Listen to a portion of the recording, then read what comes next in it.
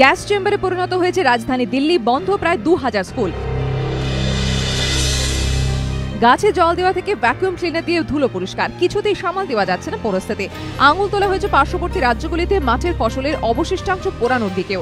সব মিলিয়ে ধোঁয়াশার পাশাপাশি আরও ঘোলা হয়েছে রাজনীতির জল। দেশের রাজধানী যখন এই অবস্থা, তখন ভালো নেই রাজ্যের রাজধানীও।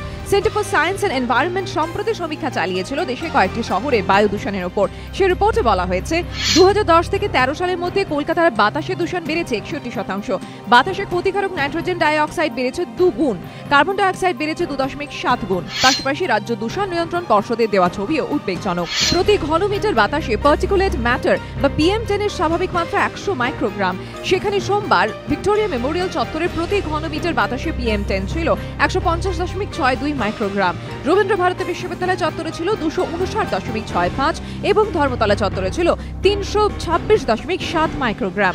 পাশাপাশি কলকাতা মার্কিন দূতাবাসের হিসেব অনুযায়ী মঙ্গলবার দুপুরে 5 চত্বরে প্রতি ঘনমিটার বাতাসের PM 2.5 ছিল 171 মাইক্রোগ্রাম। এ থেকে স্পষ্ট কি পরিমাণ দূষণ কলকাতার বাতাসে। কি এই পার্টিকুলেট ম্যাটার বা PM? পার্টিকুলেট ম্যাটার বা PM হচ্ছে বাতাসের মধ্যে মিশে থাকা কঠিন বা তরল কণা। আমাদের মাথার একটি চুলের পরিধির 5 থেকে 7 গুণ ছোট হচ্ছে বাতাসের সবথেকে বড় ধূলিকণার পরিমাপ, যাকে বলা হয় PM10 বা পার্টিকুলেট ম্যাটার 10। আর তার 4 ভাগের 1 ভাগ আকারের ছোট কণা পরিমাপ 2.5 বা PM 2.5। প্রশ্বাসের সঙ্গে যা আমাদের শরীরে ঢোকে, সহনশীলতার মাত্রা ছাড়ালেই শরীরে সৃষ্টি করে নানা জটিলতা, ডেকে আনতে পারে মৃত্যু।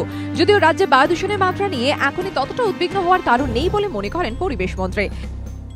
কলকাতা শহরের পলিউশন নেই, একদম শেষ হয়ে গেছে, এখানে কোনো বিষয় নেই ডেভেলপ কান্ট্রির মতো, আমি নিশ্চয়ই সেটা বলবো না। কিন্তু দিল্লি শহরের মতন আশঙ্কা করারও কোনো কারণ নেই, সেটা আমি অ্যাসিওর করতে পারি। 18টা পাওয়ার প্ল্যান্টে থার্মাল কোল ইউজ করার কথা সাধারণত করে থাকি, কিন্তু যে সংস্থায় কোল প্রোডাকশন করে তারা অনেক বেশি করে কোকিং কোল প্রোডাকশন করেছিল, যেটা কিন্তু স্টিল প্ল্যান্টে লাগে। কলকাতা বায়ু দূষণের মাত্রা বিপজ্জনক নয় বলে রাজ্যের পরিবেশ মন্ত্রী দাবি করলেও বিশেষজ্ঞরা বলছেন এখন থেকে বিষয়টিকে গুরুত্ব না দিলে কলকাতাও হতে পারে দিল্লি। এদিন রাজধানী দূষণ নিয়ে দিল্লি সরকারকে কার্যত তুলোধনা করেছে ন্যাশনাল গ্রিন ট্রাইব্যুনাল। জাতীয় পরিবেশ আদালতের প্রশ্নের মুখে দিল্লি সহ 5টি রাজ্যের ভূমিকা। গত কয়েকদিনে দিল্লি ও সংলগ্ন এলাকায় কত পরিমাণ ফসলের অবশিষ্টাংশ পোড়ানো হয়েছে, এ ব্যাপারে পার্শ্ববর্তী রাজ্যের সরকারের সঙ্গে কি কোনো কথা বলেছে দিল্লি সরকার?